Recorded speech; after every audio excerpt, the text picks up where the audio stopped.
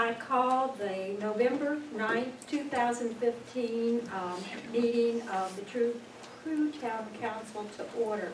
Before we open for public hearing, we will have the invocation given by James Bradley, pastor of the Calvary Free Will Baptist Church, and we thank you, Pastor Bradley, which will be followed by the Pledge of Allegiance led by Mr. Fisher. Can you please come? Heavenly Father, Lord, we thank you so much for the gathering together here today of the minds and the hearts for this town. Lord, we just ask you, Lord, that your presence be known. Lord, we ask you, Lord, that you would indwell us with wisdom that is beyond high. Lord, we ask you, Lord, that you would lead, guide, and direct us to what is best for our town. Lord, help us to connect in heart and in mind and in vision so that you may be glorified and our town may grow in size and in depth. Lord, we love you. It's in your Son's name we pray, our Lord, our Savior, our friend. Amen. Thank you. Thank you. Pledge allegiance to the flag of the United States of America and to the republic for which it stands, one nation, under God, indivisible, with liberty and justice for all.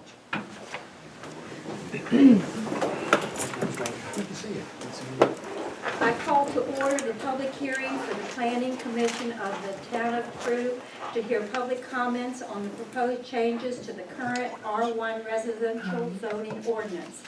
And I have from the town attorney the full ordinance, and I will take a few minutes to read it to you. An ordinance adding definition of a home occupation to Article 15 of the zoning ordinance of the Town of Crew, Virginia, and amending and revising Article 2 Residential District Statement of Intent, amending and revising Section 2-1 of the Crew zoning ordinance. Delete in Article 2 Residential District R1 Statement of Intent. No home occupations are permitted. Add home occupations are permitted. Revise Article 2 Statement of Intent to prohibit all activities that are of commercial nature, to prohibit most activities of commercial nature with the exception of home occupations. You would need to amend 2-1, use regulations to add the following use. Home occupations conducted by the owner. A permit shall be required, subject to the conditions listed in Article 15 under the definition of home occupation. Add to Article 15 definitions. Home occupation means an occupation carried on by the occupant of a dwelling or an accessory building as an secondary use in connection with the occupation. Such occupation shall be subject to the regulations listed below. All home occupations shall be subject to the following limitations per Article 10 of the zoning ordinance for an R1 district in the Town of Crew. Number 1, a home occupation must be conducted by the home occupant permit applicant within the dwelling, which is the primary resident of the applicant, or in an accessory building thereto, which is normally associated with a residential use, and shall be clearly subordinate to the principal use of the lot as a dwelling. Number 2, except for articles produced on the premises, no stock in trade shall be stored, displayed, or sold on premises. Number 3, there shall be no exterior evidence that the property is used in any other way than for a dwelling.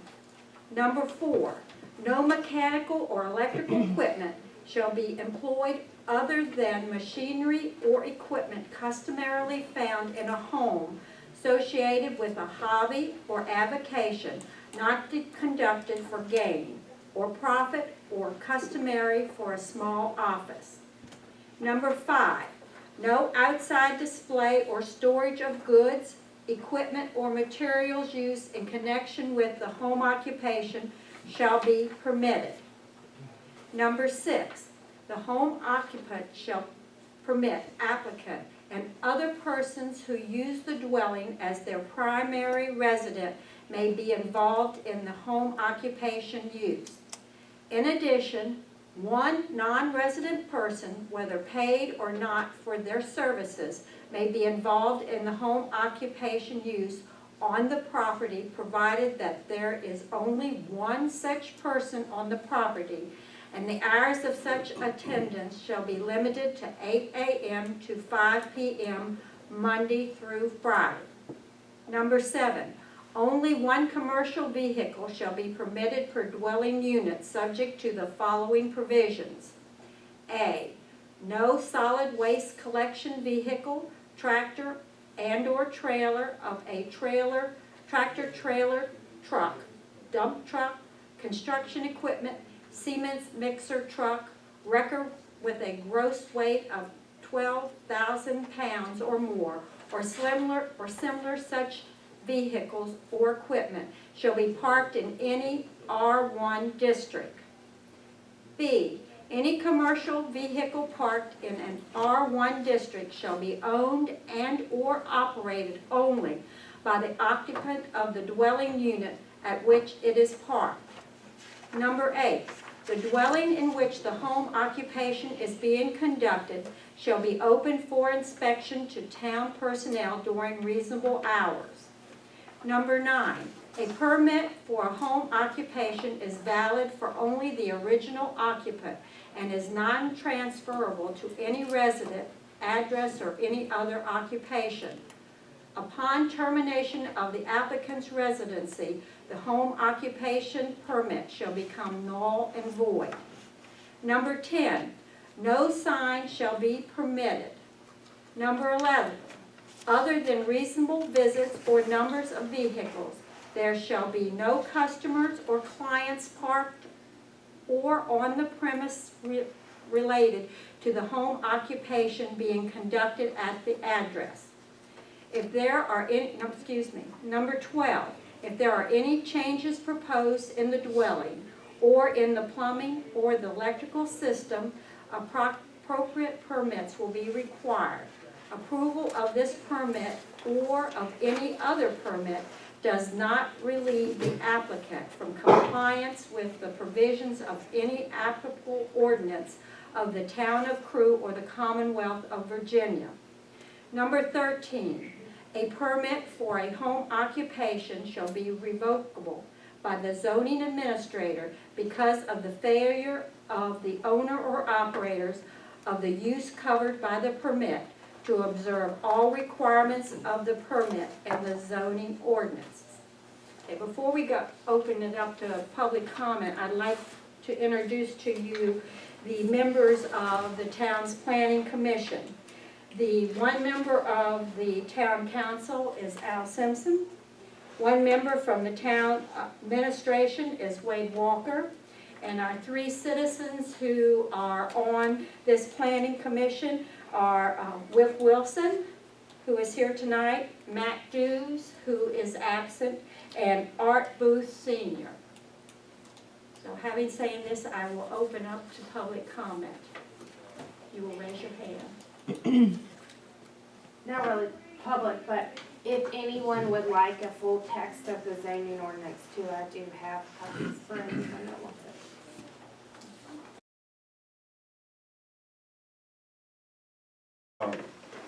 Will the change affect any current R1 resident?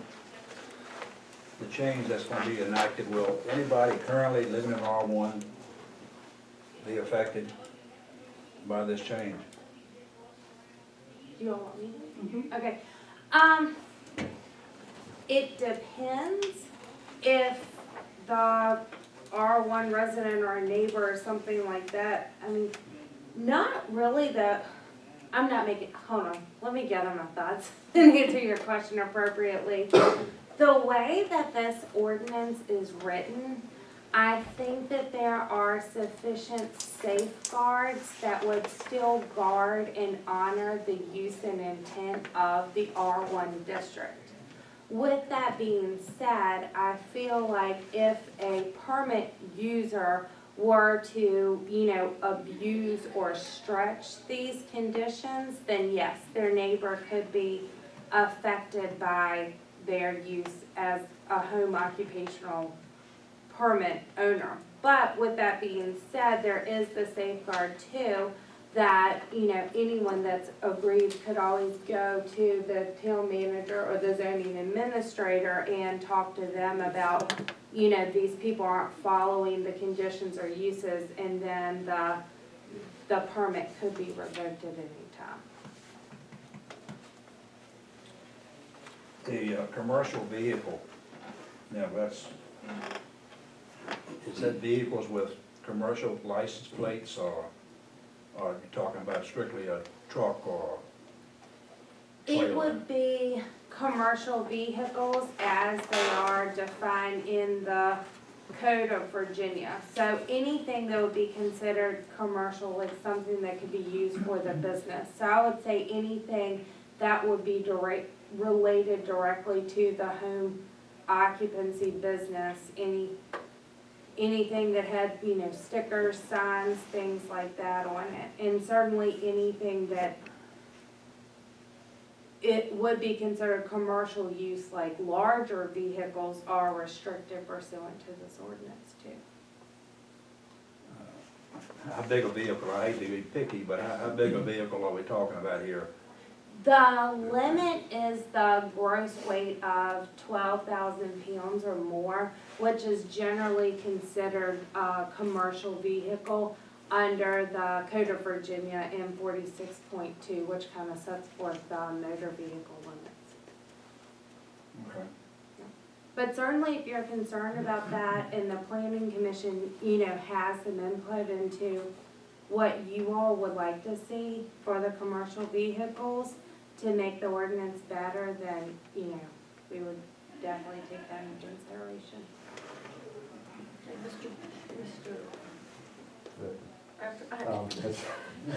Thank you. One, I guess, question I have about the commercial vehicle part is I work for Norfolk Southern. My vehicle is rated 15,000 pounds. It is considered a commercial vehicle as far as my driving requirements. I have to have a medical card. All right, I don't own the vehicle. How does that affect me? Well, it wouldn't affect you in this case because you would not be a home occupation permit owner. So your owning a commercial vehicle would not be related to the provisions of this article. It would just fall back on what the provisions are for whatever zoning district you're in. The reason I was asking, because it sounded like if I was to operate a tractor trailer for a company, it would still be restricted in R1. No, because this just is talking about the home occupation, use that's in R1, and it's not related to anything where the person does not have the home occupation permit or using their house or their residence for a home occupation. So anything that you would have, so long as you didn't apply for a home occupation permit, that would still be governed under the general rules and regulations of R1, assuming that, you know, you live in R1.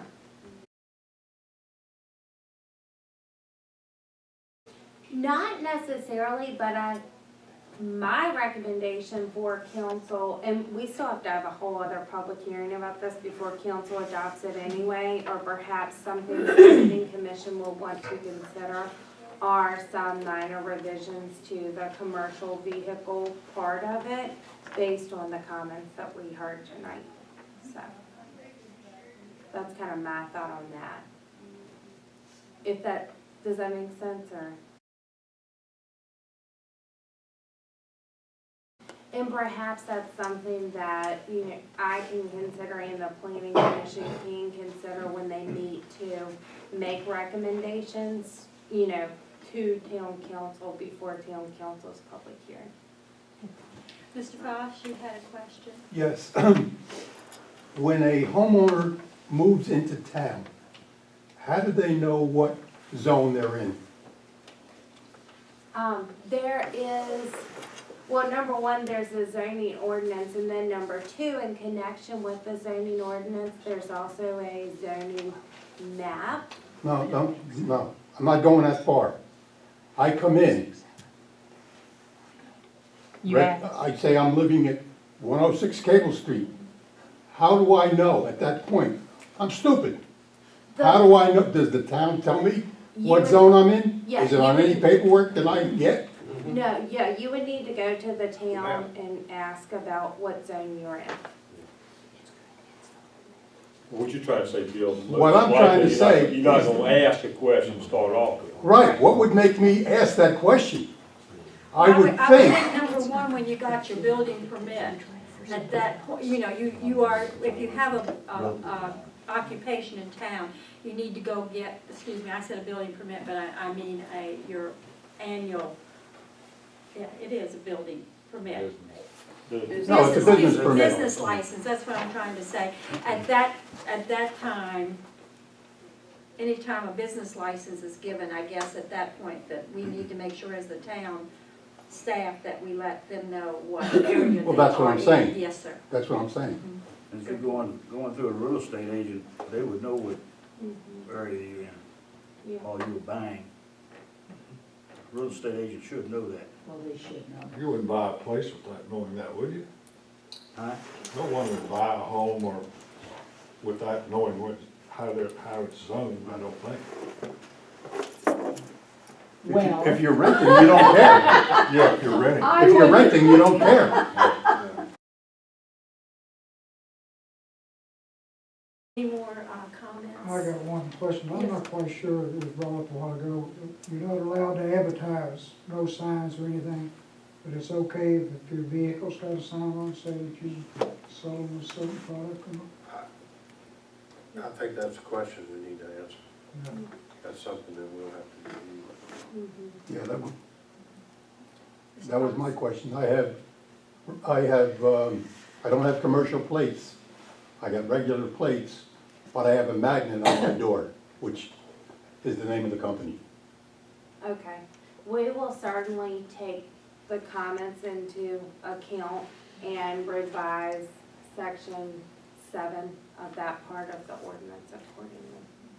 Pastor Bradley, did you have a comment? Yes, along with advertising, I was also wanting to know if there would be any restrictions upon internet or newspaper or any other kind of ways, because if they're not allowed to put up a sign or a magnet or whatnot, there might be other aspects where if a local business or a home operated business wouldn't be able to do any advertise via Facebook or newspaper or something like that.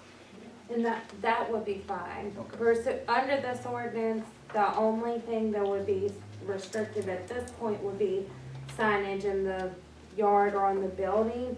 And then we may, we need to address the signage that's on the vehicles, but any other advertising, would be permitted.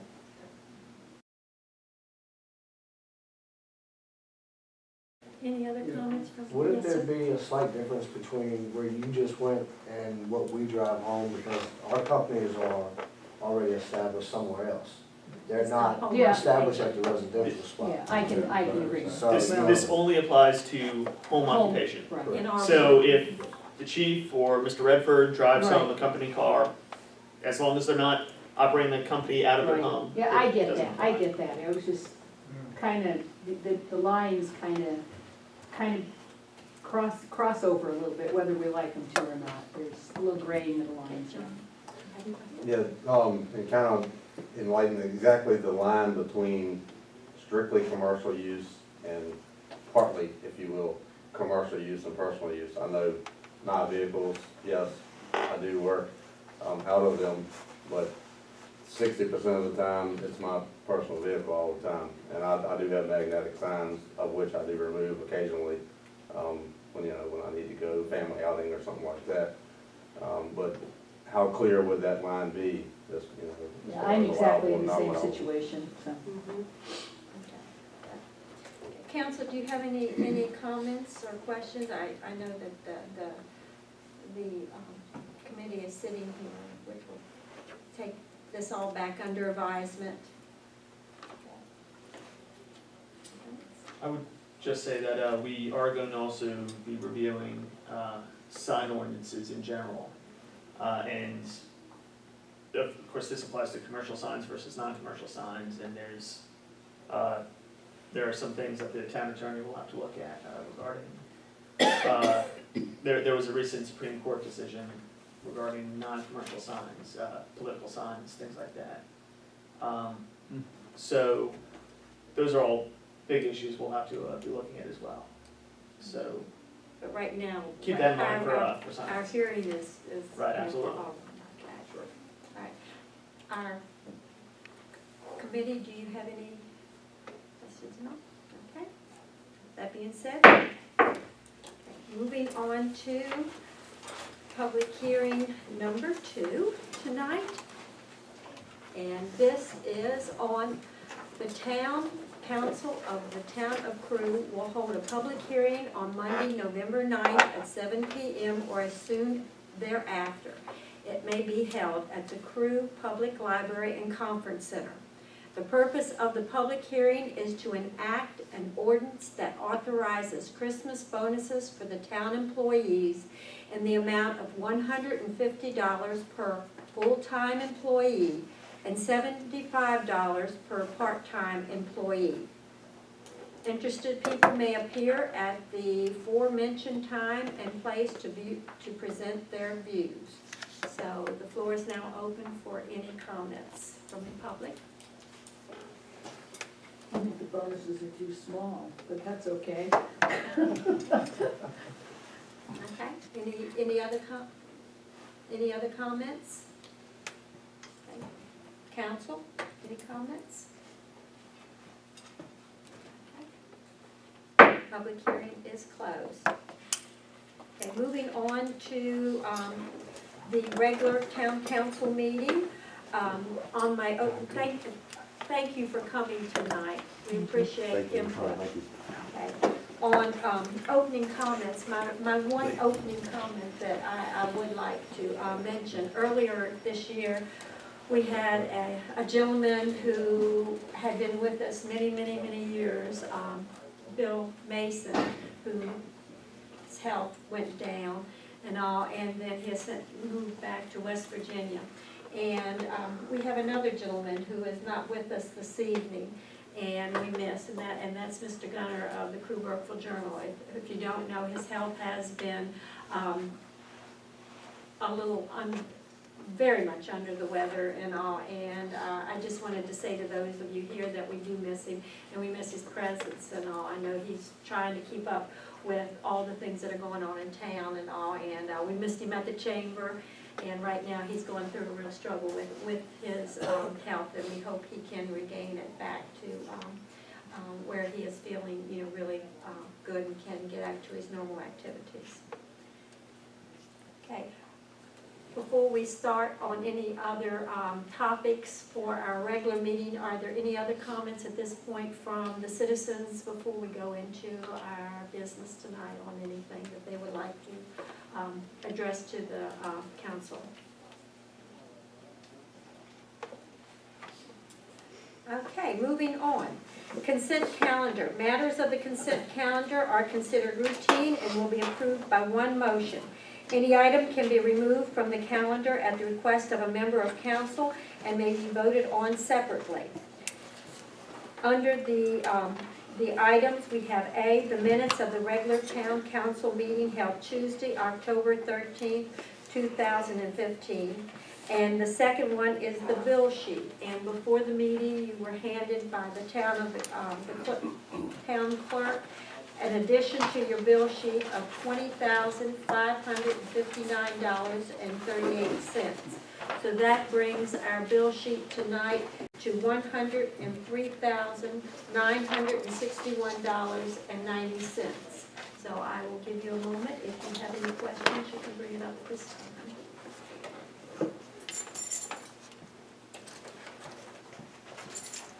And I make a motion that we approve the consent calendar with the necessary additions as presented by the town clerk. Second? Okay, we have a motion on the floor to accept the consent calendar with the additions of the bill sheet. Are those, all those in favor signify by aye? Aye. Any opposed, like sign? Okay, so carried. Okay, moving on down, town manager's report. That's quick. I just have a few items, just mention and talk about. Leaf pickup, as y'all know, that's been going on for a while now, and seems to be moving along pretty fast. I think this year's gonna be a short year.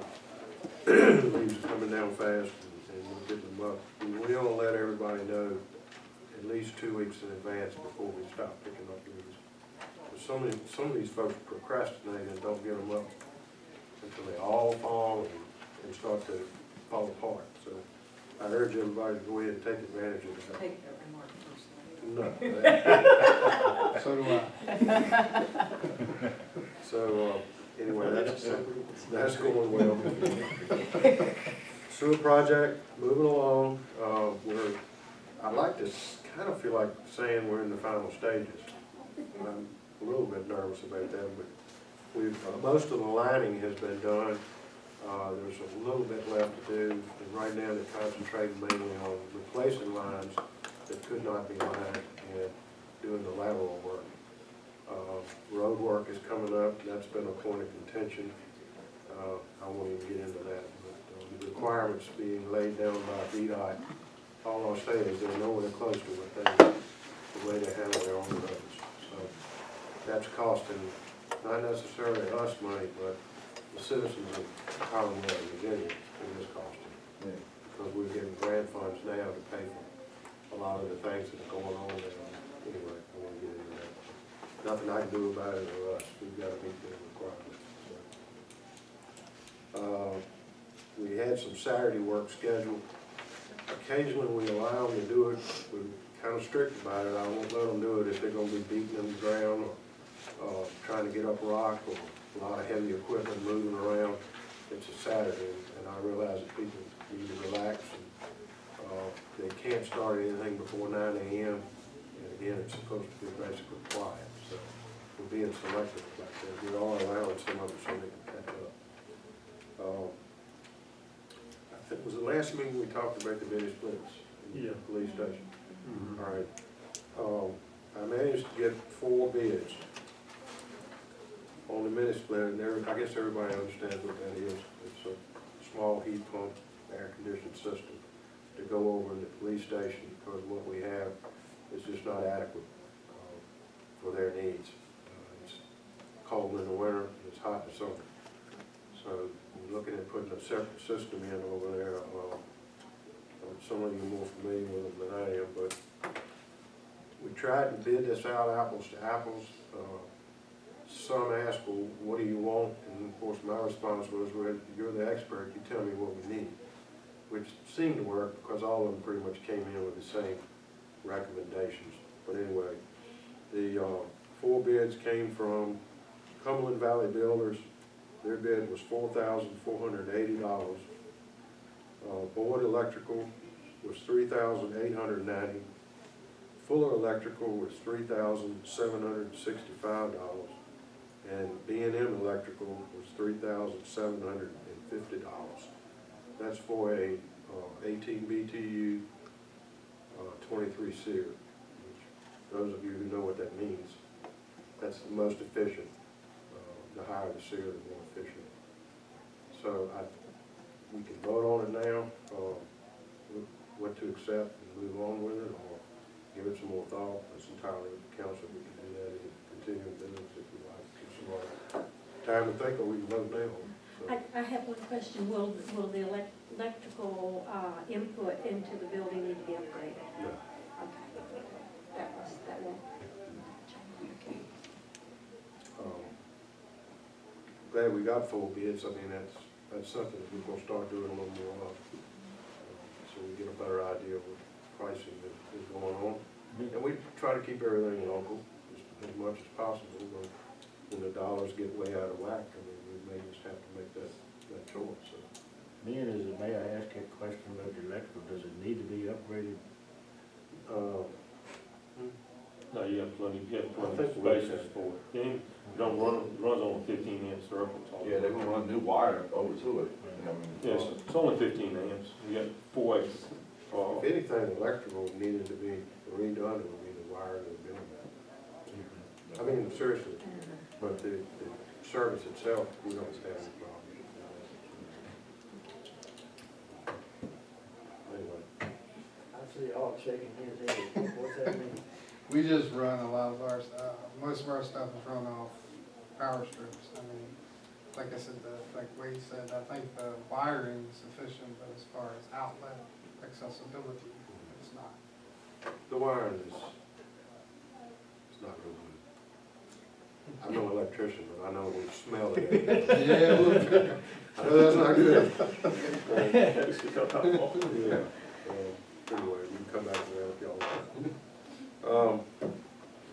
305 East Carolina has been a topic for quite some time. Last month, I think we agreed for me to contact WEL, see if we could get some kind of a turnkey bid on taking the property down. Gentleman called me right back and said they were coming to look at it last Thursday and give me a bid, but I had not heard back from them. So, having said all that,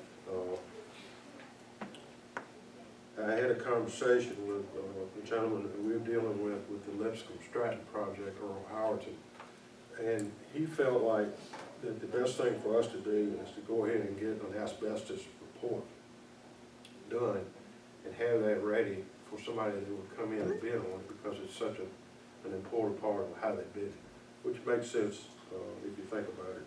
But, I contacted our engineers. They have that service. It depends on the size of the property, and the way I see their estimate, it would be about $1,000 just to get that report. From everybody I talked to, it sounds like we're going to have that if we're going to get anything done. So we probably ought to really consider going ahead and having them do that. And then we'll know what we have, what we're dealing with. WEL does that, so they would probably have come in and done both. But you would have paid for it, I mean, it would have been in the. Yeah. Is it possible to split up the bids? I know we had mentioned it last time. One, just get one for asbestos abatement and one for tearing it down, and then have the asbestos report included with the asbestos abatement? That is possible. In fact, that's kind of where Mr. Howerton was heading, because the groups that he used to do some of the work at Lipscomb Stratton, they basically did exactly what you just said. A separate company did the asbestos abatement, and then another one came in and did. So yeah, you're right. But you gotta have that report to get either one according to them.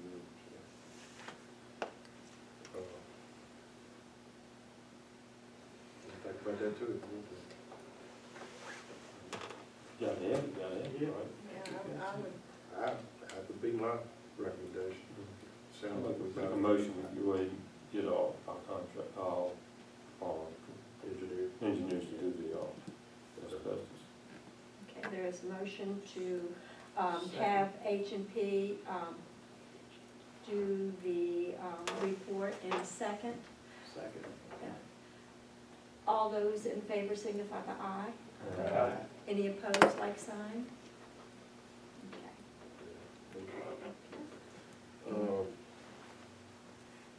The railroad yard office building that was donated behind Dollar General.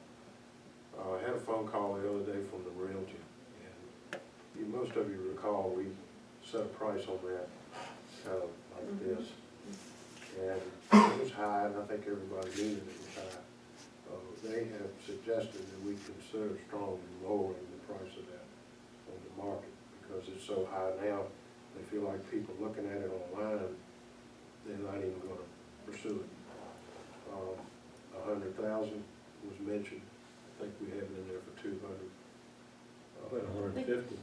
Yeah, I thought we had it for 225, originally it was 225. 250, okay. 275. What did the No, realtor they, suggest? our realtor is telling us, That'd be 100, right? If it's listed for 250. You said they suggested to be lowered by 100 or lowered to 100? 200. Whatever you want to do. Well, it's an empty building that's just sitting there decaying. Yeah, but then if you were in negotiations and you had to lower it more, you know, if you got somebody that was interested, you really would be going on, you know, this,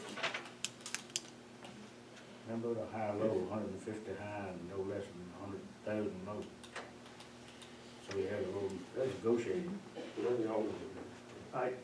I'm willing to give it away if someone wants to fix it up and generate tax revenue. I agree. I mean, If the, from my standpoint, if the realtors suggest 100, they do it for a living. Yeah, that's the 100 more than what we got if we sell it. Yeah.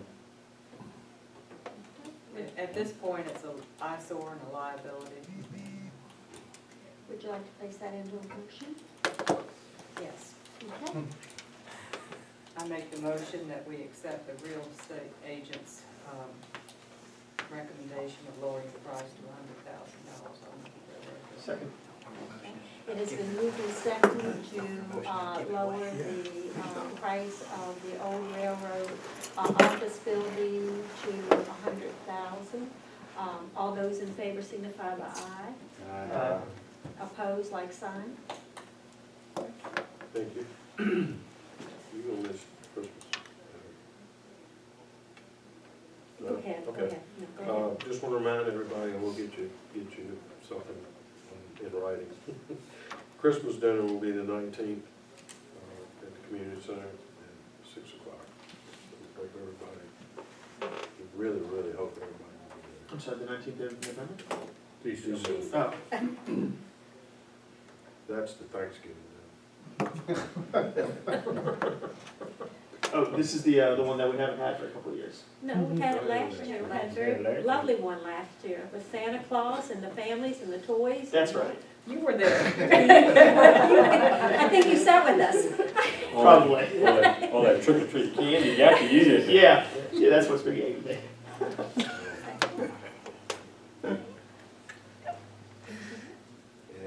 And Christmas dinner is paid for by donations, it does not cost the citizens any money. So I think that's what we appreciate the donation. And that's all I have. Okay, before the town manager completes, which he has just completed his report, but before we move on, did council at this point have any thoughts on the 4 bids that the police station, on the heating and cooling units? Sometimes as we get into our meetings, we forget some of the things, and I hate for that to get lost. If you all have can make a decision tonight. Wade, which one of the bids would you recommend? They were very close. it sounded like. Lowest bid. I have to say the lowest bid, but not just because it's the lowest, but also because the unit was, actually this particular one gave us an option. They gave a lower price for a lower SEER, 19 SEER. And then the higher price, which was the low bid, was for the 23 SEER. So that's supposed to be, and they're all basically the same makers. And who was that with? B&M Electrical. Are any local? Yes. 3 out of the 4 were local. And the lowest one's local? I say we go with, I've had work, both of my houses got 3 units. No problem. Is council ready to put that into a motion? I make the motion that we move forward with the lowest bid. Okay, is there a second? Second. Okay, it has been moved and seconded that B&M Electrical with the lowest bid for the police station units be chosen. All those in favor signify by aye. Aye. Any opposed, like sign? Okay. How's the atmosphere in your offices? Can be loud for a little while. Be worth it. You want to put to the wood, bring I it down. just had a couple quick questions for the town manager. Any update on the theater building? No. Okay. Well, yes. Okay. Thank you a second. Tessie did a search, trying to find out, basically, be sure we had the right ownership, and she also discovered the tax lien. There's a federal tax lien, which I think everybody knew that. it's a considerable amount of money, in my opinion. She's recommended that we write a letter and ask them to give that. But she's gonna help me do that. I'm gonna write it, but I want her to go through it, and we may include some pictures, which I think would be very beneficial for them to see, us basically to say it's not worth it. So, well, that's the next step. Perfect. And the building on 460. Haven't heard anything of that. Okay. And my last question, there's an orange cone on Powell Street. Yeah. I assume that's covering up a pothole? A big one. Big one, Yeah. okay. VDOT has been advised. Okay, Run great. over, you'll find out. Thank God for the cone, because if you hit it, you'd know it. No, or if Actually, I there's ran two of them. into it. Yeah. Who put that up? Dan put that up. I don't know who did it. I don't think we did. We might have. It was a long time coming, whoever put it Yeah, up. I put it up, but you won't. Yeah, they're bad. I don't, one of them's a collapsed drain pipe. One of them is just, I don't know what it is, up there on our street. It's just a big one. Any other questions from council for the town manager? Mr. Manager, if they have some property auction over down at Crystal Lake, that's next to our water line or anything like that? Yes, it is. It's something that we need to be thinking about. I don't know who bought it, but the majority of it was bought by one person. And my husband and I were there, and it was, I could tell the town manager, it was a lady, a gentleman, and a puppy dog. But ended up when they auctioned off each individual lot, and then they went back and took that bottom number of that total and auctioned then in a lump sum, and they were the ones that, they bought all of it. And I brought the existing covenants back when it was initially made into a unit or park or whatever to the town manager, so he would have the information that we received that night. Yeah, I don't know what their intentions are, and I'm not sure we should wait to find out what their intentions are, but there's so many issues that could affect the water supply in the town, and there are laws, as I understand it, and Tessie would have to get into it big time, to find out what kind of restrictions we could possibly put. Most of them deal with setbacks and dealing with problems with the septic systems and all of them. Some motor control is needed in some places, and Crystal Lake is not that big. I mean, y'all know that. You see it from the air, you really realize how small it really is. And it's something that we may really need to look into. The health department would love for us to do it, but they won't mandate it. They'll encourage you to do it, but they won't make it a mandate. It has to be an individual, local decision. So, I've talked to John Rico a little bit about it, and, we're trying to figure out what kind of problem down there would cause him to have a catastrophe, basically. He said, he's given me some idea, like a gallon, 2, 3 gallons of gas spilled somewhere along the lake wouldn't hurt him. So somewhere in there is there's got to be like Sandy River allows the 9.9 motors and fishing motors and that kind of thing. Most of them electrical only. But the 500-foot seems to be the easement part around the edge of the lake that seems to be most popular with the lakes I've looked into. Blackstone has that. Blackstone also does not allow motors on their reservoir. So gas motors, electric motors are fine. So it's something to think about. Any other questions for the town manager? Okay, moving on to the town attorney's report. Yes, and I'm gonna start off with a question for Mayor Wilkerson that just piggybacked off of what Wade was discussing. You had said that you have a copy of some covenants. I gave him the copy, yes, ma'am. Okay, Yes, and ma'am. is that covenants are currently existing with Crystal Lake, or? Only with the part that was being auctioned off. Because Okay. there are property owners on the other side that have been there for a long time. Yeah, it was the packet that we got last week when we went to the auction. Okay, so, And it had like, it had a whole covenant thing, and I think it went back to the, okay, that would be great, yeah, because if those covenants are recorded, which I'm assuming that they are, then the good thing is that would be a restriction against that, land. So that would be good, and at least a starting place for some sort of regulation, if that's what the town desires. And two, that leaves me hopeful that if the land was subdivided, that maybe there is some existing covenants and easements out there that are recorded at the courthouse, maybe. because all that property was subdivided into plots. Because it was 27 acres and 54 plots that they sold.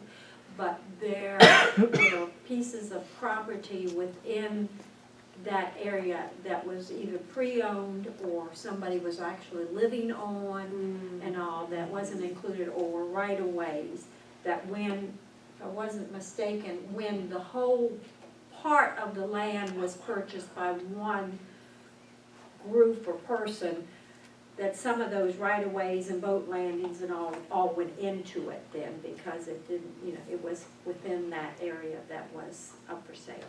Okay.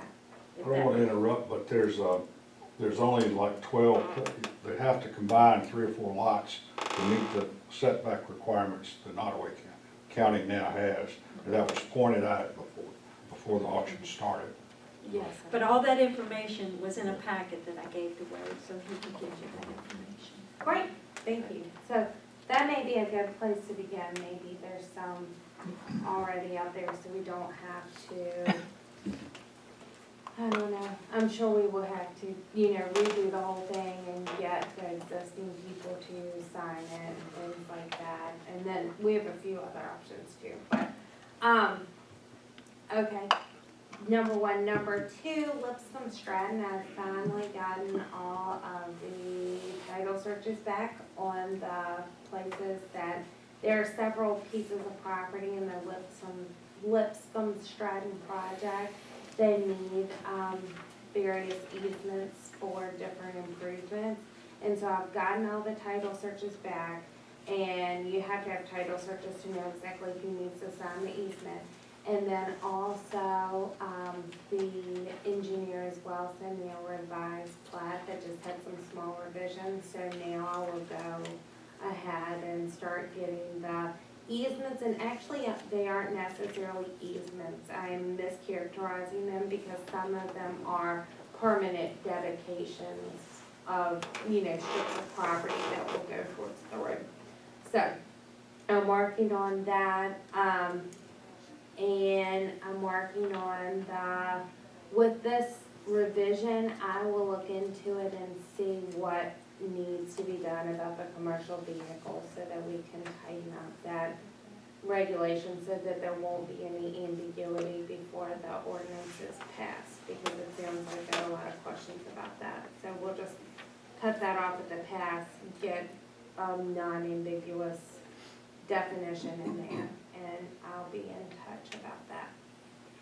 And I'm working on a lot of other things, but nothing really, of note to bring to council. And then, yes, about the theater property, there is a tax lien on it. The people that owned it are still the owners of it, although the corporation is in fact defunct pursuant to the Virginia State Corporation Commission website. But there is an IRS lien on it, and so my recommendation, you can get them released in 2 different ways, but I think it's cleaner to go ahead, and there's this form that you fill out, send it to the, IRS. The IRS says, yeah, we'll waive your lien and send it back. And then the other way is to you know, kind of wait, send out all the notices, and then join IRS as an interested party in the lawsuit that we bring in Norwood Circuit Court. But that's tricky because you have to serve the right person, and it has to go to the exact right place, and it's just better to do it for legally. Any questions for the town attorney? Okay. Committee reports, economic development. Thank you, Mayor. We'll be meeting at some point in the next month or so. Probably sometime next week. I just need to look at my calendar at work and get back to everyone about that. But look forward to an email from me regarding our meeting. Either that or it'll be the last meeting of the year, either next week or sometime in December.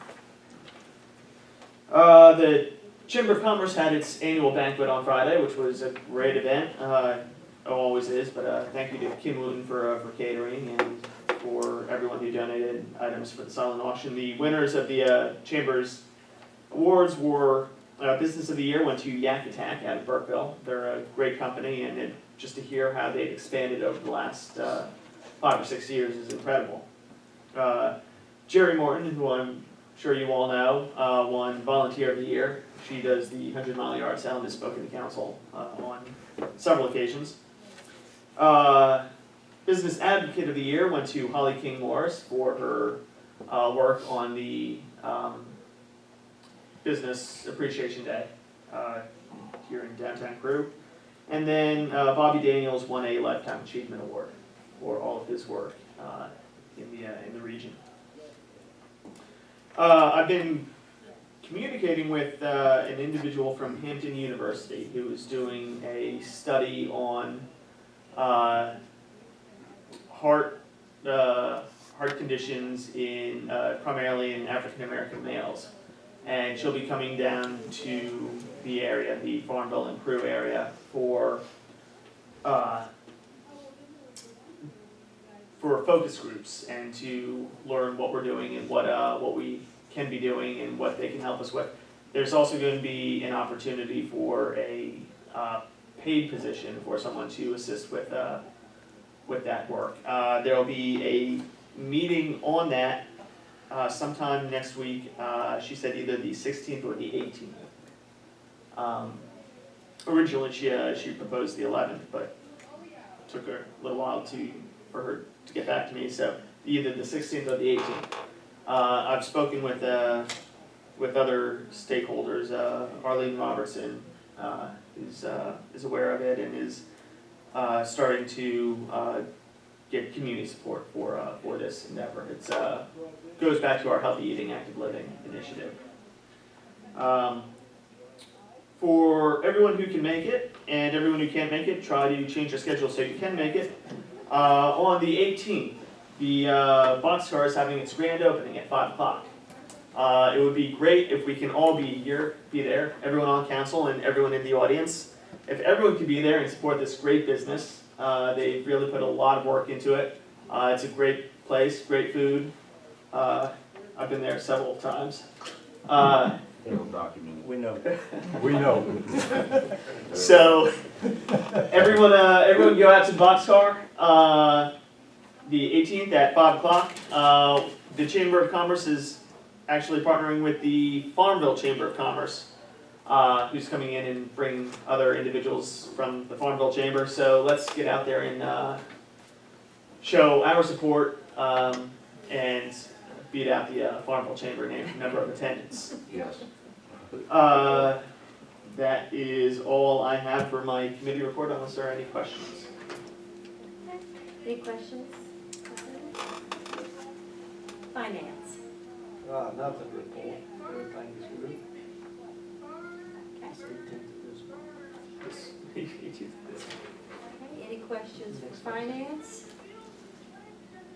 All right, Public Works and Infrastructure. Potholes is the biggest issue, I guess. I think we need to get hold to either VDOT in some way to start looking, not only the ones we see on Powell Street, but the ones we see elsewhere in the town. Up here on Cavill Street, it's been like that for a couple of years. And they've been notified on that and they haven't done anything about it. Other than that, I don't have anything else. Any questions for Mr. Knight? Personnel? Once again, I'd like to thank our employees for all the hard work they do, and I wish them a happy Thanksgiving season. Okay, public safety? No report. Facilities and parks and recreation? Other than facilities are falling down, it looks like. Did you want to say anything about the fence, the bridge? Yeah. I think I want to hear about that. So let's go to Parks and Recreation. The bridge is what I say a third done. The bridge is up. You're allowed to walk over it. You can stop and no fishing is allowed right now. But it's only a third done. We're going to do some more landscaping. We have riprap coming in. We're going to put some of that down, and we're looking at some type of landscaping, as in like oriental grass or something to help with the erosion on the side. It's been an eyesore for a long, long time, and since we can't do nothing with it, we decided to make it look pretty.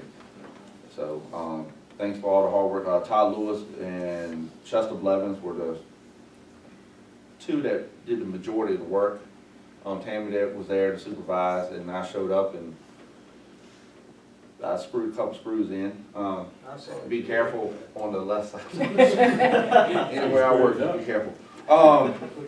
One of the big things that are coming up is going to be the decorations of the park. That's going to be every Saturday from here on out, starting this Saturday.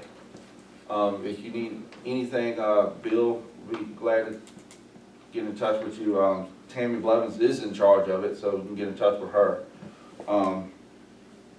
No Sundays unless we have rain on a Saturday or we're down to the nitty gritty. We have asked the police to increase security with the park and everything, which we've never had a problem with. The Railroad Museum will be lit up. Everything over there is going smooth. I took it upon myself to start cleaning it up since there's not a lot of backbone there. I'm a young one. So I got nominated to start cleaning it up. The lighting of the park is December 5th. December 5th? No. It's November No. 28th. November 28th. That would be after the Christmas parade. I have to get after my secretary, don't get me wrong. Mr. Foss, you have the time and the date? 6 o'clock. 6 o'clock, okay. Please get as many people as y'all can go there. Miss Laura's gonna have over 250 coats. 200 coats. 200 coats. 200 coats, scarves, gloves, and everything for children. She teamed up with Puritan Cleaners. And she got that. Of course, she gives presents out and everything. So to really show her appreciation, I hope we all get some kids out there that really need coats and stuff. I have a question about that. Is that for the children of Crew? Anybody. Okay, so, okay. Whoever comes to the park. Okay, because I had a family I was thinking of, but they live in Lunenburg. Would Doesn't that be matter. okay? Okay. And if anything, you can just talk to her. She owns the tax company right across from the town hall. Okay, So thank you. possibly it should be more than welcome to help her. And other than that, that's it.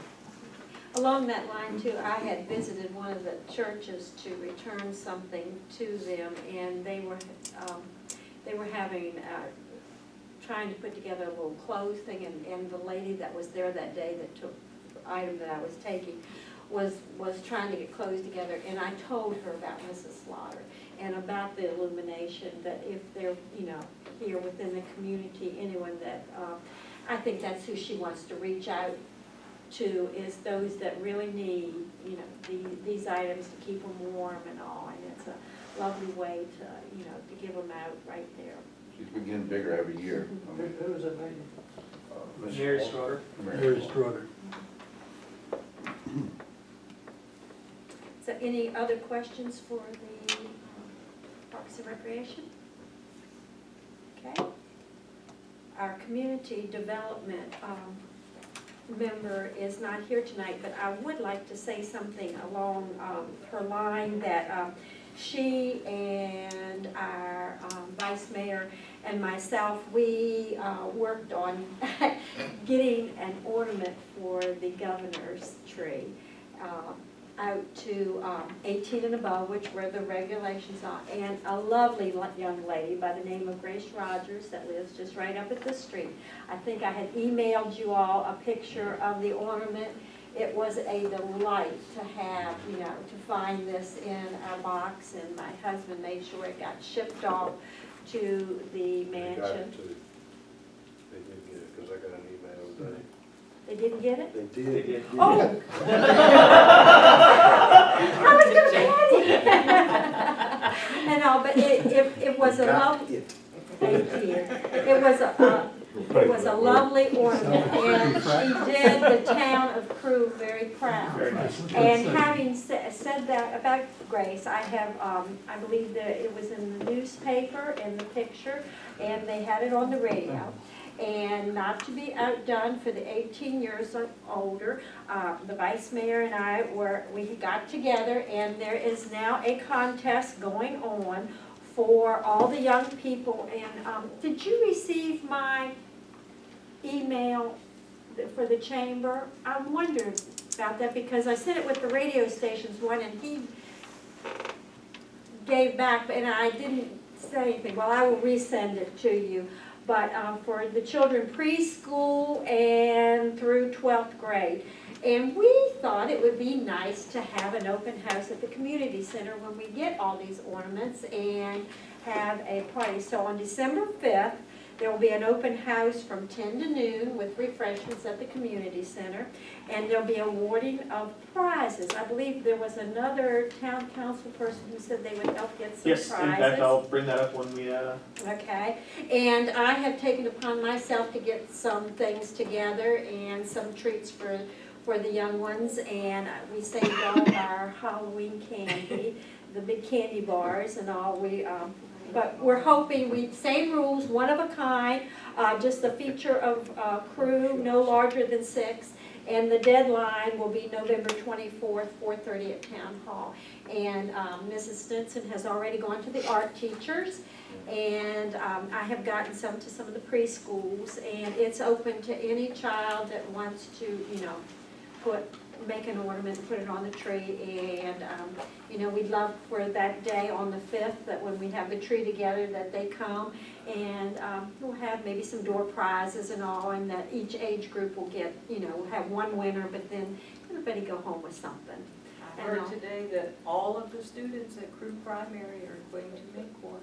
So, and he received 400 ornaments. We may narrow the scope a little bit, but anyway. But that's, Trees are going to so when we have our I saw Christmas one get already. together and all at the community center, you know, the tree will be decorated with the ornaments and all. And so I'm really looking forward to that. So that is under the community development. Lipson and Stratton, briefly on that, is they're trying to wind down before the snow and the bad weather comes, and then start in early spring. So they're trying to get the houses that are under rehabilitation right now finished up, and they'll be starting on the streets and all that type of thing after the winter months. They felt like that wasn't a good time to try to be doing construction in people's houses and all.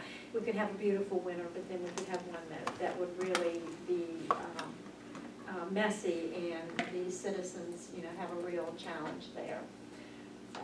Any question on community development? just a couple of quick points. The email that Wade was alluding to, When they got it. The ornament. VML sent out an email earlier today. They received 125 ornaments from cities and towns. I don't know how many they received from counties. But there are opportunities, public opportunities to view the tree. Beginning with the official tree lighting in the Executive Mansion open house on Thursday, December 3rd. And then various tours that should all be in your email inbox, but feel free to take a trip up to Richmond and go. Didn't say it'd be pictures. Oh yeah, they'll also be sending pictures if you don't want to see it in person. And also with that, I'd like to do the same thing that Blackstone has done for their winter and offer a $25 gift card to one of the eateries within town of the Winner's Choice. Okay, and this would be taken out of, Economic Development? okay, would you like to put that in the way of a motion? I'll move that. We offer a $25 gift card to the restaurant of the Winner's Choice for the winner of the ornament contest. Another Within word, the town. Ms. Rod. Exactly. Right. And I saw her and her family come out of the boxcar the other day. Oh, well, maybe I'll see her there. I'm second. Okay, it has been moved in second to give the winner of the 2015 Crew Ornament for the Governor's Mansion a $25 gift card to a restaurant of her choice. Within the town of Crew. In the town of Crew. All those in favor signify by aye. Aye. Any opposed, like sign? Very nice. Don't want her to go off to Mitchell's. That's Okay, anything else, community development? Okay, Town of Crew Comprehensive Report, and I believe that our Vice Mayor has a report on the follow-up of some meetings that she. Right, at our last council meeting, Mayor Wilkerson kindly appointed myself and Councilman Simpson to work with the police department in investigating what we can do to upgrade our facility there. Chief Booth provided council at the last meeting with some information from a company called 3 North. We've struggled with the name of that company. And they had given him some preliminary information that they would be willing to look at our current building and other sites within the town as possibilities. And the bid for them to do that consulting was $8,100. So after being appointed by the mayor, Al and I invited several citizens to join our committee, and after talking to several people, we were lucky enough to have former Mayor Lee Simmons agree to serve on the committee, and Mr. Bill Foss with the Chamber of Commerce to serve on the committee. On October 19th, Al and I met with the chief and asked him to, we did walk around and view the current facility and the fire station and the upstairs part of the town offices, where he showed us where some things were being stored and so forth. Then we met as a committee on October 23rd. And basically the result of that committee meeting was that the consensus was that it wasn't really feasible. We have current buildings in that fire station and also in the town hall. We have current buildings that we already own that are there. It wasn't really feasible to talk about studying building a new building, or one of the other proposed locations was the railroad building behind Dollar General. And we had asked Chief Booth to set a priority list of what we need, and I won't read, he did an excellent job, I won't read everything, but he did make a priority list, so I wanted to go through the first several, and then he gave us some kind of a wish list on the tail end of that. But the main issue is security of staff. It's a closed-in location. Currently, the Police Secretary Beverly Redmond. She's right there when you come in, which is not a good situation if dangerous situations arise. Also of concern is the security of our records. I know you've heard previously about our problem with limited space for the privacy of victims and witnesses. We don't have a separate interview area. One that really stood out to me is our evidence room. There are firearms, drugs, and other things that need to be stored as part of our investigations, and obviously everyone understands that that needs to be a very secure area.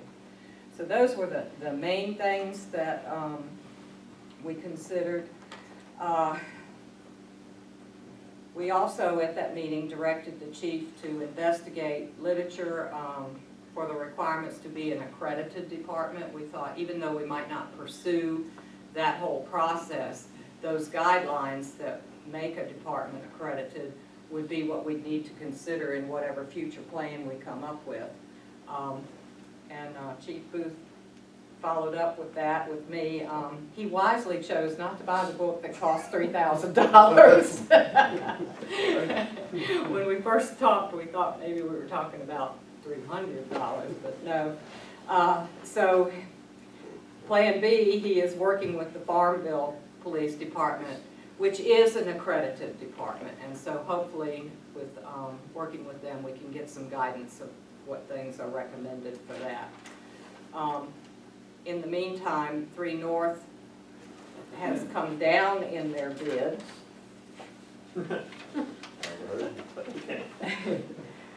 From 81 to 6,480 to review just the areas that we're talking about. So I think these are some things that the chief just handed me tonight, along with some more information about 3 North Company that in a future committee meeting, I believe we can review.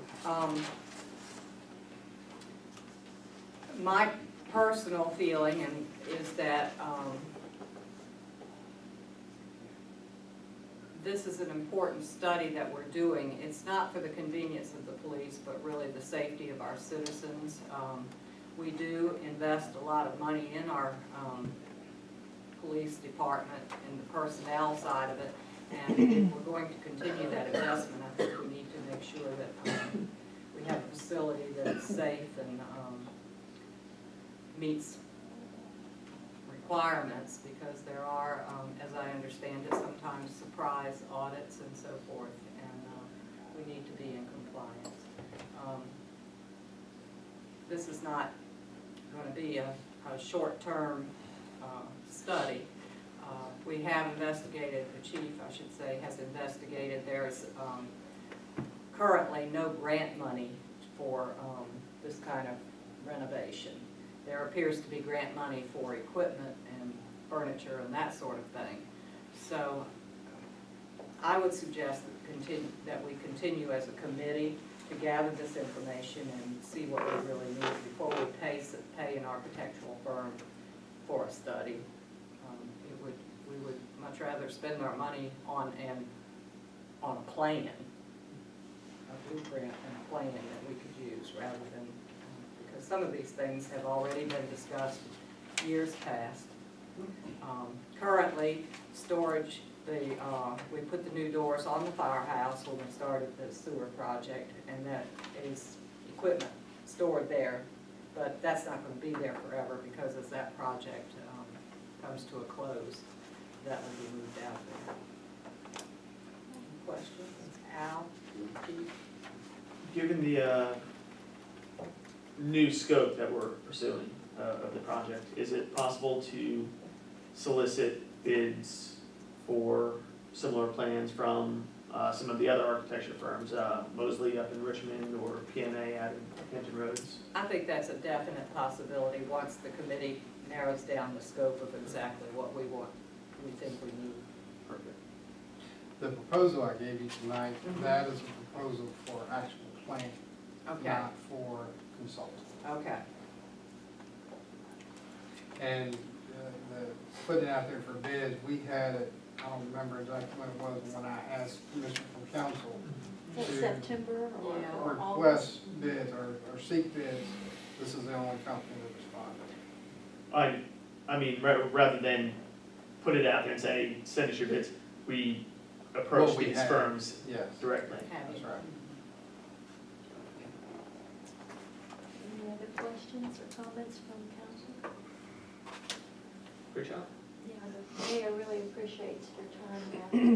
I think this is really good for the community. Well, we will continue, and since two members are here, I'll email you all or call you, see if we can come up with a date to meet again and go over what the chief has found. And I appreciate the citizen input. I think that's essential. I appreciate it.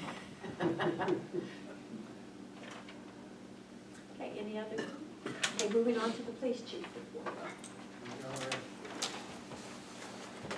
We didn't have anything major on Halloween night. Everything went well. We showed our first movie Halloween night. It was very cold out. But we didn't have a huge turnout, but we did have a few people come in and participate, which was nice. We probably won't do any more until the springtime, when the weather breaks a little bit. We did get with Preacher Bradley and showed a movie last Friday. Yes, yes. Friday night, which was perfect weather. I actually watched the movie in a short sleeve shirt, the whole movie, and the kids running around everywhere. It was great. If it could have been like that on Halloween, I think they had a better turnout. Everything that we got, it's been a good trial run. Everything is working perfect. A few little things we need to iron out as far as volume. I think some of the residents were disturbed, but you know, we can adjust that a little bit and try to make everybody at least where it'd be more comfortable. The other thing is the issue of town stickers keeps coming up. People will come see me in my office, I think people will come to the mayor, I think people come to the town manager and complain about my neighbor doesn't have a town sticker. That seems to be the general complaint. They don't have one, I have to get one, it's not fair. So with the help of Tiffany and Norma, I did a little research into town stickers. Although I can't come up with an exact number of how many town stickers should be purchased in the town of Crew, I can come up with a ballpark. And the way that I come up with a ballpark number is the number of personal property taxes, bills that are sent out to all residents of the town of Crew. With that being said, the number of personal property tax bills sent out for last year was 1,629. Now, on that tax bill, they may have 3 vehicles, they may have 1 vehicle, they may have a motorhome, they may have a trailer, they could have a motorcycle.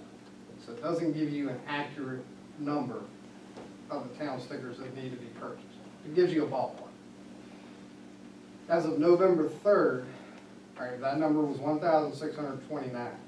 As of November 3rd, the town has sold 1,330 town stickers. That leaves 372 that haven't been sold. The police department, we have issued 69 summonses for tickets for no town sticker.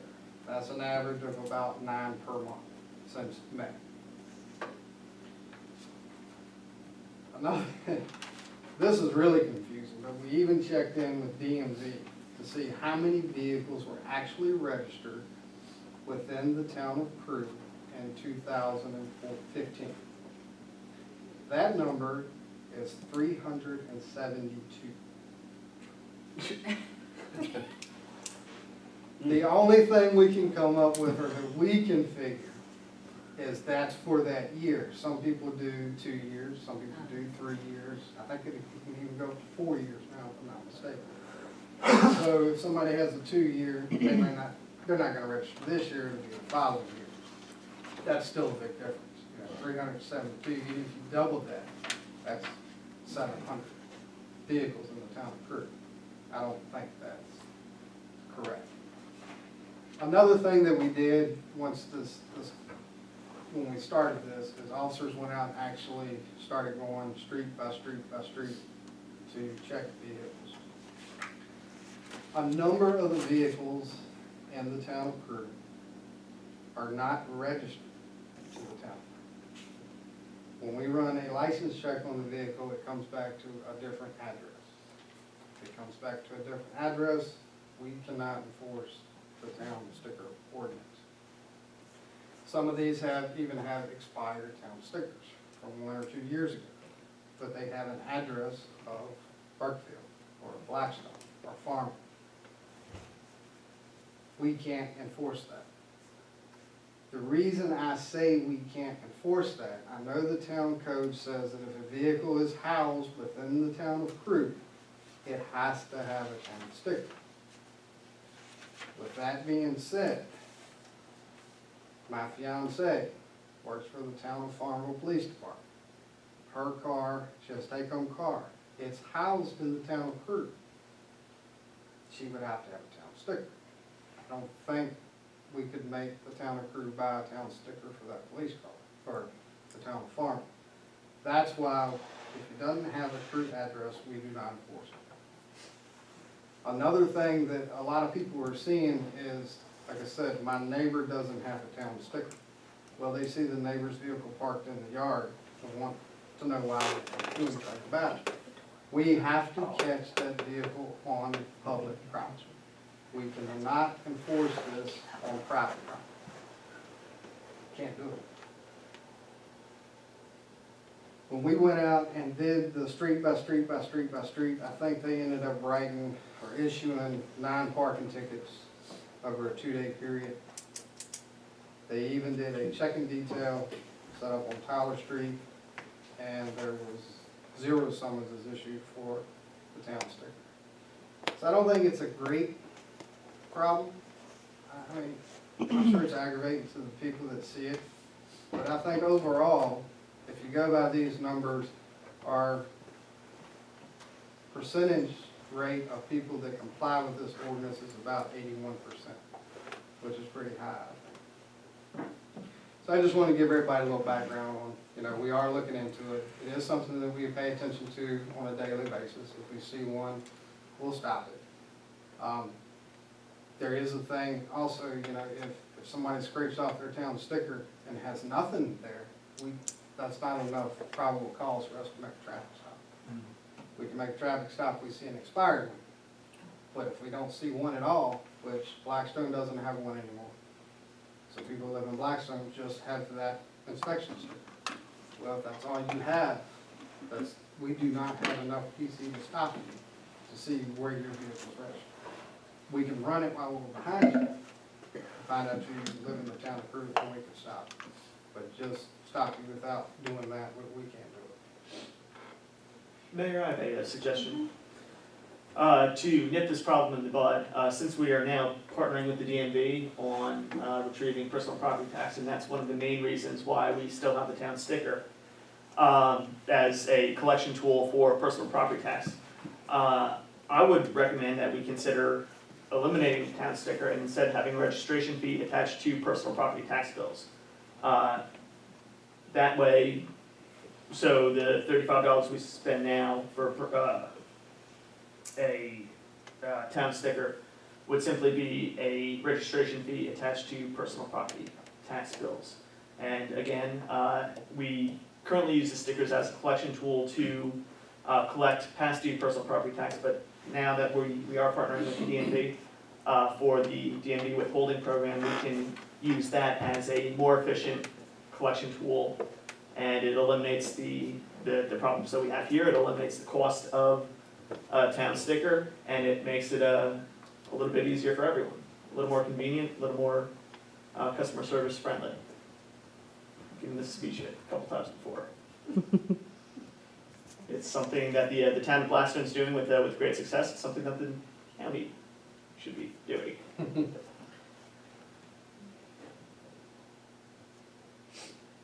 Does anybody have any questions about town stickers? Thank you. You're welcome. I do, when we talk about it.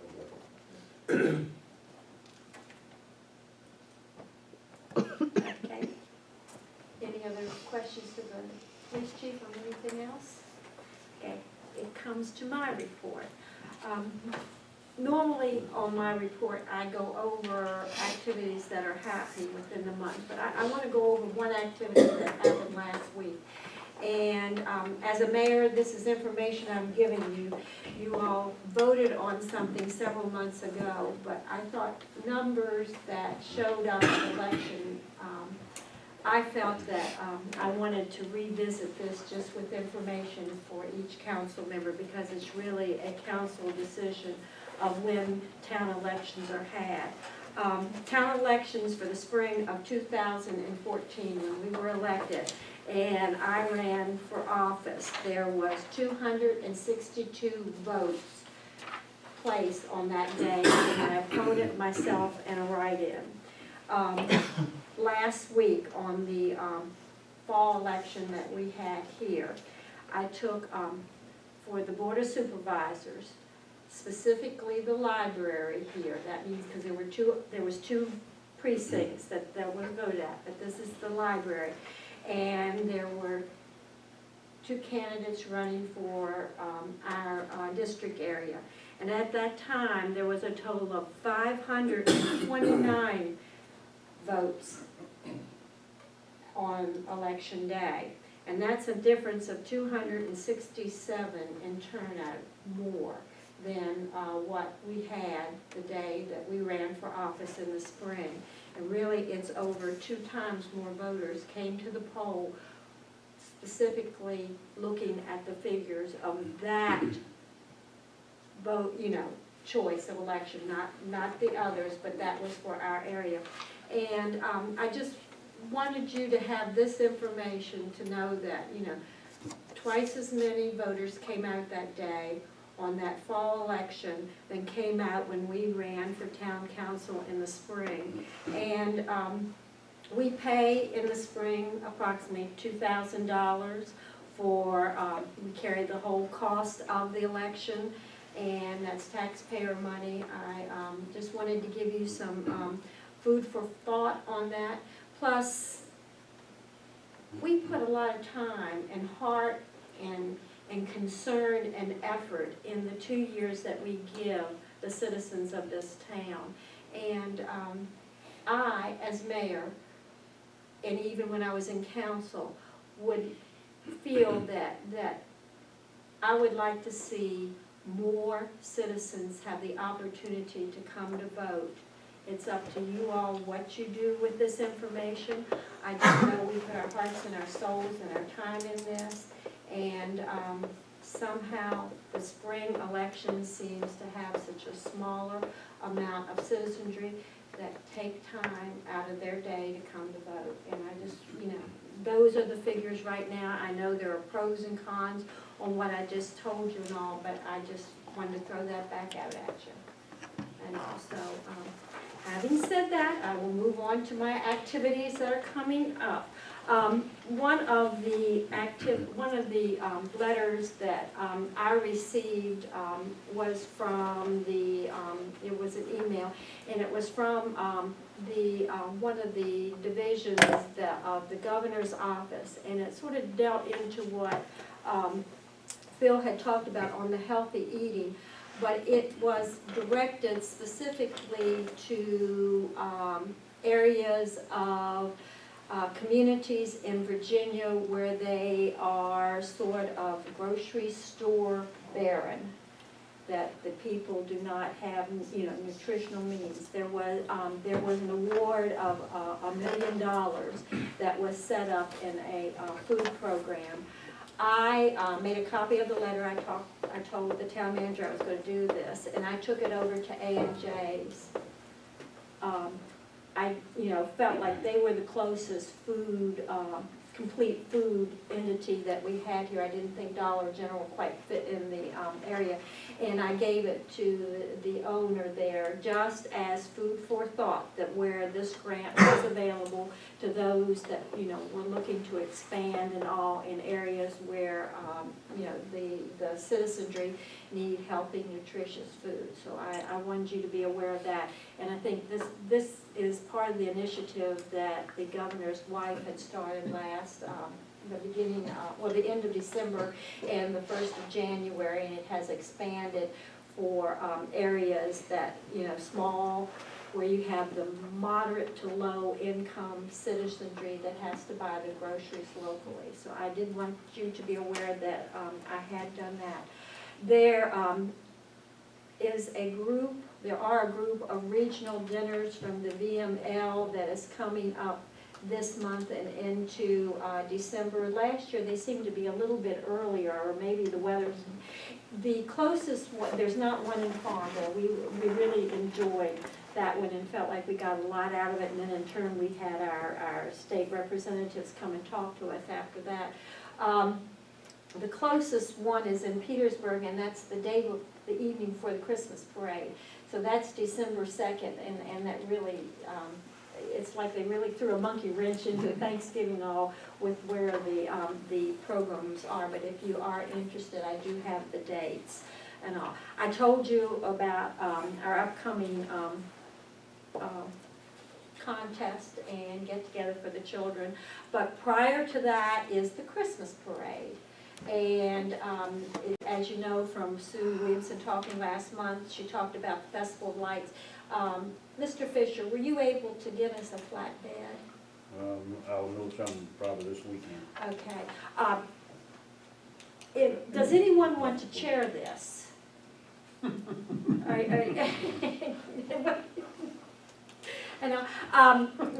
understand we are not in competition.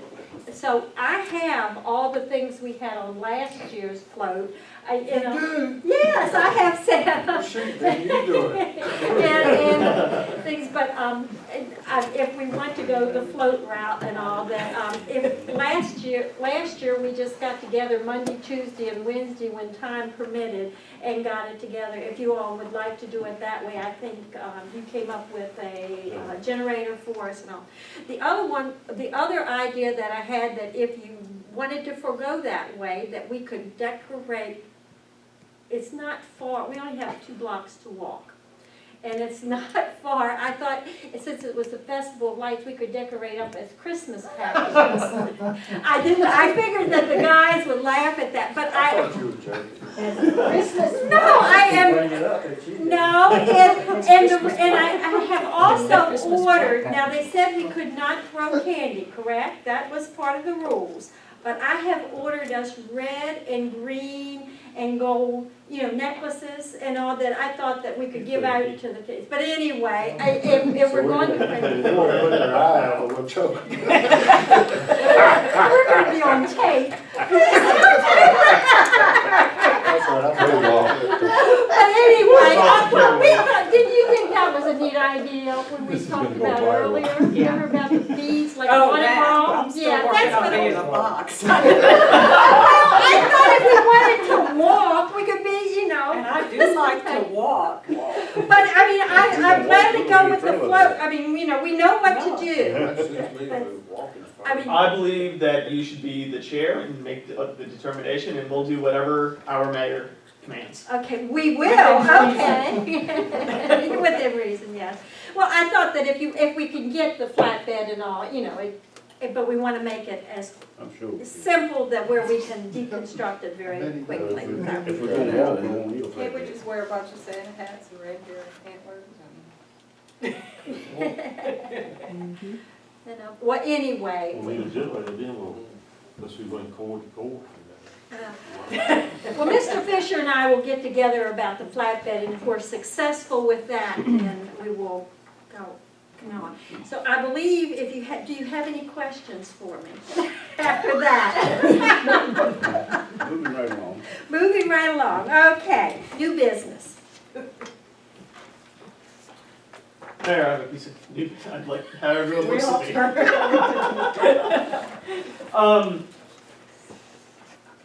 The speed limit on Indian Oak, outside of town limits, it goes from 55 to 25 on a. Does it drop to 45? Mm-hmm.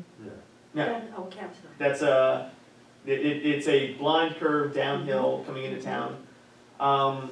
I'd like council's opinions on asking our board of supervisors to ask VDOT to look at lowering that between the airport and town limits to 45 miles per hour. So it, A, drops the speed limit more gradually for individuals, and B, makes it a little bit safer for individuals who may be on Indian Hook on that curve. I Especially know if we they jog. jogging, or we baby strollers, or. right, or we recently put up that slow children playing sign.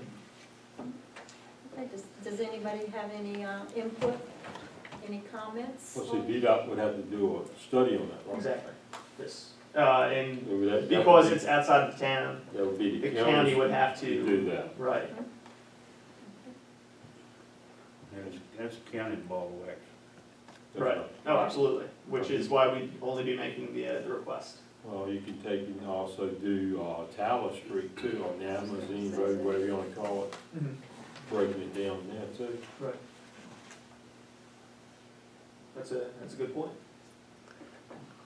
Okay, so right now we have coming from 55 to 25 in the county, coming into the town limits on Indian Oak, and we have Tyler coming from 55 to 25, coming towards the town crew.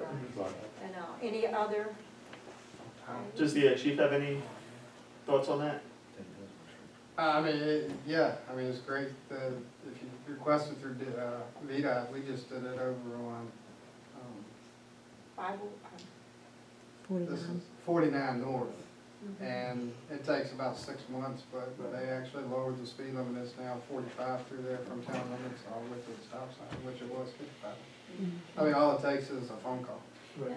And there is also another area coming from, if you're coming, it's the one that comes in, Ella had the, Dade Street. Ronnie Boyd and Dade them live, Street. Dade Street that's in the county goes from 55 and then it just goes nowhere. It does, but I will say that that offense held up in court, Okay. so we're good. So would it be all right for councilperson Ms. Govic to present this to the Board of Supervisors? For Tyler and. For Tyler and Indiana. Okay. That's good. Okay. Any other new business? Oh, I was looking at it down there. Okay, I do have it under continuing, I'm sorry, that's my mistake. I'll be new if you want me to. Okay. Any other new business? Okay, under continuing business, Vice Mayor, would you like to? Yes, we had our public hearing on the proposed bonuses of $150 for town employees, full-time employees, and $75 for part-time employees. I'd like to put forth a motion that we move forward with paying those bonuses to our town employees. Second. It has been moved and seconded that we accept the public hearing requests of the bonuses of the town employees in the amount of $150 for full-time and $75 for part-time. And I would like to have the vote by roll call. Okay, Simpson? Yes. Muskovic? Yes. Stinson? Yes. Knight? Yes. Sis? No vote. Fisher? Yes.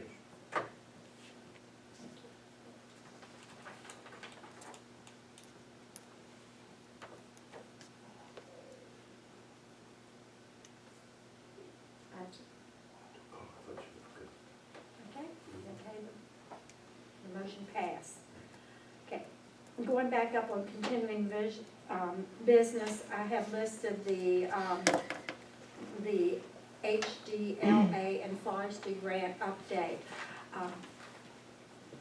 Harvey Design Land Architects had requested, I think between last meeting and this meeting, that a tree survey be done for the 9 blocks that we have indicated that we want first studied on this part of the forestry grant. And they surprised us with an early deadline. Luckily, the leaves were still on the trees, and John Spencer, former council member, went out with me, and we did the 9 blocks in the trees, and we turned it in. And at that time, I asked for a copy of when they had scheduled the things that we needed to have done. And all of you had received then in your box a timetable for tree planting, master plan, and educational workshop. So that is why that is in your box, because both the town manager and I were surprised that they had all these deadlines that they had told us about. So, and we wanted to be in compliance and on time. If you look coming up, it's 1, 2, 3, 4, it's the 5th one down. And if you don't have that sheet there, it is about a conference call to review this master plan and obtain feedback. About a month or 6 weeks ago, some of you attended a conference call in the town manager's office. We receive credit for time at a dollar amount for these conferences, as well as what Mr. Spencer and I have done for this plan. This conference call will be held on the 12th at 10 a.m. That is this coming Thursday. So if you all are available at 10 o'clock and can come to town hall, you will be counted present for the conference call, and that you will hear what they have to say and any input that they ask. But it is at 10 a.m. and they tend to be rather prompt with the phone call. It doesn't take exceptionally long because it's costing them too. And also, we get credit, they get deductions. But if you have had a chance to look down, I see that maybe why they had made this itinerary is because they are planning to do another forestry grant application so that we can get more monies to continue this process. So if you have any questions, hopefully we identified the trees correctly. I indicated whether they were in people's yard or whether they were along the road. The condition, Mr. Spencer and I sort of, we looked at the tree and we sort of determined what kind of condition they were in and all. So that's where that stands now. Mr. Six, you have a question? Yes, but I'll talk over there. Okay. Any other questions about that? Can I mention another thing? Most of you know the town ordinance on sidewalks. If someone has a sidewalk, if they wish to have it repaired or a new sidewalk placed in their property, not necessarily on their property, in front of their home, the town will do that work. They pay for materials. That's in the current ordinance book. It's come to my attention that some of the sidewalks, I don't think this really matters, but I just want clarification from council, that the sidewalks, there's always a question of who owns the sidewalk. Meaning, is it sitting on VDOT property right away, or is it on the owner's property? Or in some cases, they may say town property. We've got one particular individual who's pushing for some repair work that he's saying that he should not pay for, that the sidewalk is sitting on town property and that we should be responsible for it. Whether it is or it isn't, which is kind of a question, but the way I read the ordinance, it doesn't matter whether it is or it isn't. The sidewalk is, if someone wants their sidewalk repaired, we'll put a brand new sidewalk down for them and not charge them any labor, but they have to pay for materials. This may come up, so I just thought I'd bring it to y'all's attention. We need to get a verification from VDOT on this. Well, This has been going on for so many years that and then they started wanting us to, put in for a permit. Yeah. It is something that we need to get straightened, and we did receive information from VDOT in the form of a rather old map with some drawings on it that outline what they feel like they're responsible for and what we are. But the town ordinance clearly says that if somebody had a sidewalk that they felt was in disrepair and they were concerned about someone getting hurt, we'll even go take that up and, fix it, put topsoil down and seed it, and get rid of the problem if that's what the problem is. But it's always worked this way, and it's worked well, and it's a pretty good deal for somebody who wants to do sidewalk because you don't have to pay any of the labor involved in it. The only other requirement that we make is there are no trees between the sidewalk and the median. Which is again something that we might need to look into with this, and it's a good thing. And there may be some trees that are allowed. The main reason you don't allow them, as most of you know, is the roots tear up the sidewalk. So just something to make you aware of, because I think that's going to come up.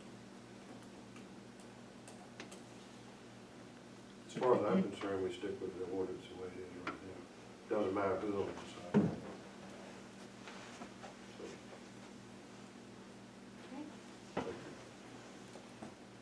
Any other questions about the landscaping and sidewalk? Okay, I believe the zoning changes to R1 residential ordinance has been addressed previously. Now, any other questions about that? Okay, and then the town manager talked about the status of the removing of the structure on 305 and has gotten permission to have the bid on the asbestos. Any other continuing business? Mayor, very briefly, and thank you for bringing up the voting issue. In the packets that Tiffany was good enough to print out for me, if you turn towards that, the last 2 pages, you'll see the precinct voting for the 201, which is right here, for going back until 2008. As the mayor mentioned, first of all, keeping in mind there are 1,429 registered voters in the town of Crewe. That means that in May 2014, and of course the numbers are a little different because the 1429 is as of May of this year. May of 14, 262 votes means that only 18.3% of registered voters actually came out and voted. Back in May 2012, 17.1%. That's a pretty abysmal in terms of voter turnout. But you have the numbers. You can see that the highest election was 1,099, and that was in November of 2008. If you'll remember, that was the John McCain, Barack Obama presidential election. Then again, November 2012, again, another presidential election was pretty high. But you can see on that bar graph the numbers of voters. Turning to the last page in that handout, I've listed out the concerns with May elections. Coastal locality, burdensome for the registrar's office, and low voter turnout. Benefits of May elections are the focus is solely on local government, and there's no real politics. The Democrat and Republican politics. Concerns with November elections are the split focus and the possibility of politicization. And the benefits of November elections are lower cost of locality, less burden for the registrar's office, and higher voter turnout. I've also then listed out 5 different options that we can look at exploring if we so desired. Option one is maintain the status quo, which is May elections. Option 2 would be begin November elections in 2016, which would extend the current council term by 6 months, it's in a presidential election year, so that it's the highest turnout, but there's a higher possibility for That word. that work, exactly. And it would alternate between presidential and midterm election years. So basically, the federal elections. Option 3 would be begin November elections in 2017. It would shorten the next council term by 6 months, which I'm not sure if we can do legally. No, we can't. Okay, The only thing we can do is we can lengthen it. okay, so option 3 is out. Option 4, begin November elections in 2018, which would extend the next council term by 6 months. But then you have the same concerns with that word and with federal elections. But you also have the higher voter turnout. Option 5 is begin November elections in 2019, which would extend the next council term by 18 months. It's an off-year election, mid-turnout, lower possibility for politicization.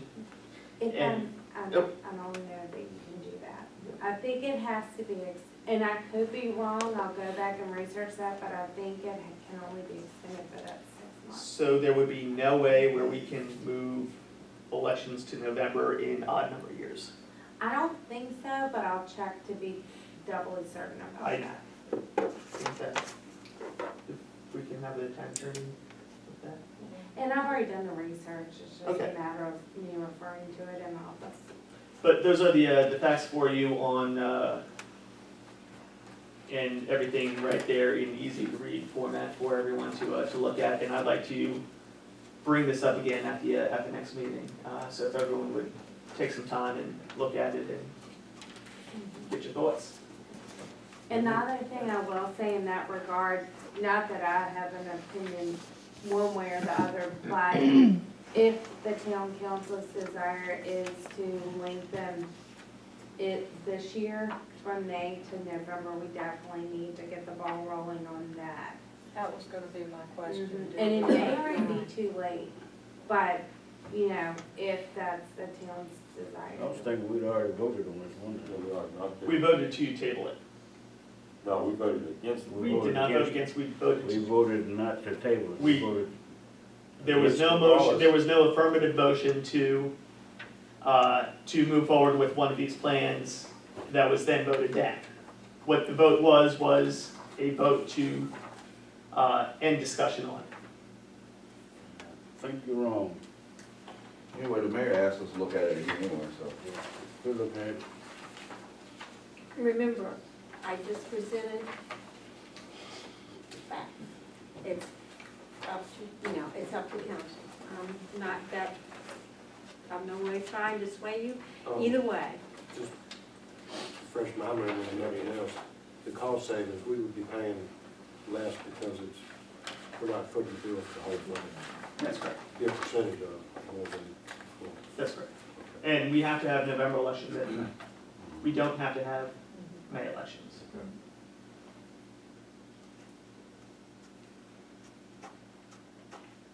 Okay, any other continuing business?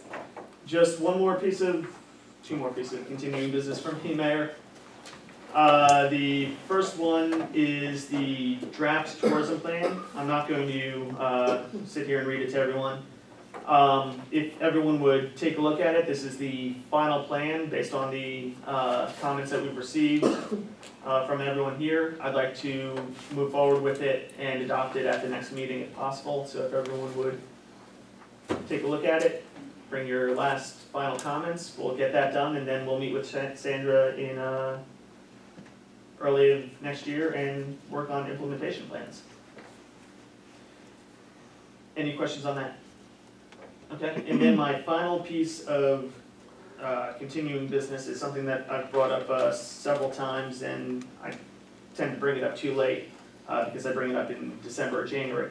But I'd like to look at setting departmental goals for each department, and I believe that would work with the personnel chairmans. I think with our supervisor we have in each department, I think they can set the goals.